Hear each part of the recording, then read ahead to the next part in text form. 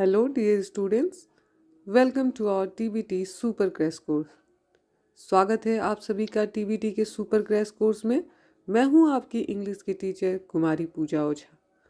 बच्चों, जैसा कि आप सभी को स्क्रीन पे दिख रहा है वॉइस, और हम लोग पिछले 3-4 वीडियो में वॉइस के बारे में, वॉइस का डिफिनीशन, उसका टाइप्स और बेसिक रूल्स, साथ ही साथ सिंपल प्रेजेंट टेंस के सेंटेंस और प्रेजेंट कंटिन्यूअस टेंस के सेंटेंस को भी देख चुके हैं। और आज के वीडियो में हम लोग देखेंगे प्रेजेंट परफेक्ट टेंस से रिलेटेड सेंटेंस का एक्टिव से पैसिव वॉइस कैसे चेंज होता है, और एक्टिव वॉइस में कैसा होता है प्रेजेंट परफेक्ट टेंस के सेंटेंस, और उसको अगर पैसिव में चेंज करना हो तो हम कैसे चेंज करेंगे।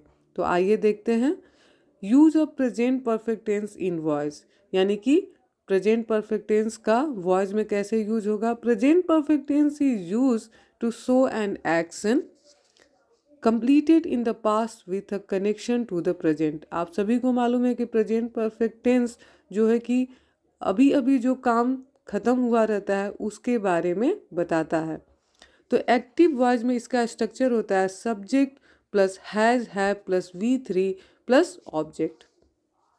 जैसे कि सी हैज़ रिटेन अ लेटर, तो ये प्रेजेंट परफेक्ट है, इसलिए इसमें पहले से V3 यानी कि रिटेन लिखा हुआ है। जब हम इसका पैसिव बनाएंगे तो सबसे पहले हम ऑब्जेक्ट देखेंगे। तो ऑब्जेक्ट हमारा है अ लेटर और हैज़, और इसके साथ आपको याद रखना है, आपको ऐड करना है विन। तो यही आपका ट्रिक है कि परफेक्ट में जब भी हम पैसिव बनाएंगे तो बिन ऐड करेंगे, और जब हम कंटिन्यूअस में बनाएंगे तो हम बिंग यूज करते हैं, बिंग। ये डिफरेंस आपको मालूम होनी चाहिए।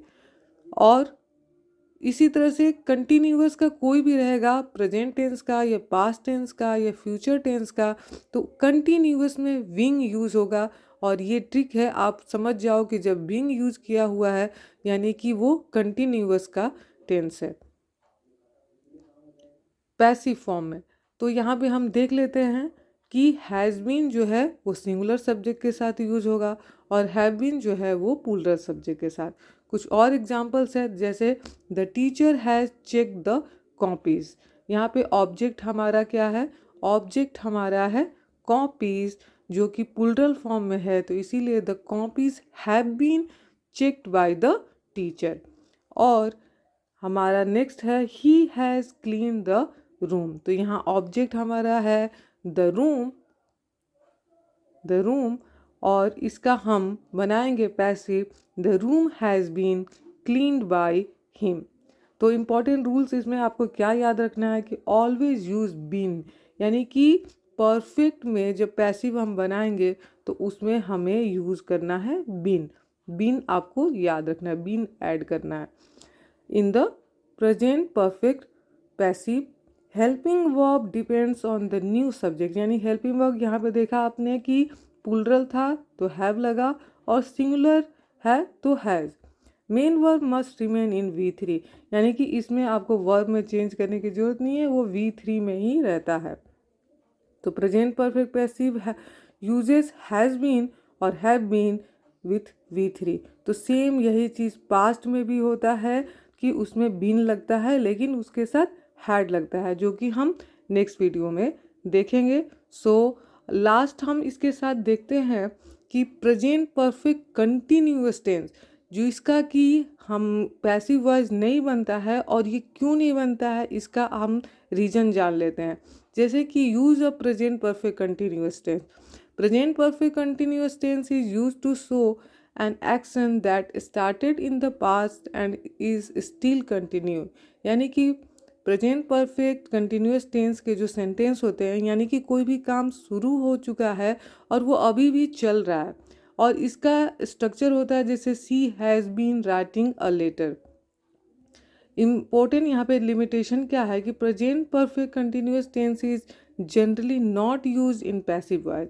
क्यों नहीं बनता है इसका, in exams and standard grammar this tense is not change into passive form. Passive form में नहीं इसका यूज होता है। इसका कारण है Continuous tenses focus on action in progress, while passive voice focuses on completed action. So, this tense is avoided in passive voice. इसीलिए इसका पैसिव वॉइस नहीं बनता है, क्योंकि पैसिव वॉइस जो है वो कंप्लीटेड एक्शन उस पर फोकस करता है, जबकि प्रेजेंट परफेक्ट कंटिन्यूअस के जो टेंस होते हैं उसमें अभी काम होते रहता है, एक्शन चलते रहता है।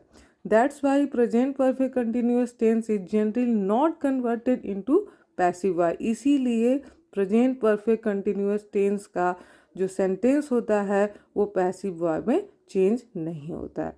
So that's all for today और see you in next video. Keep practicing. Thanks for watching.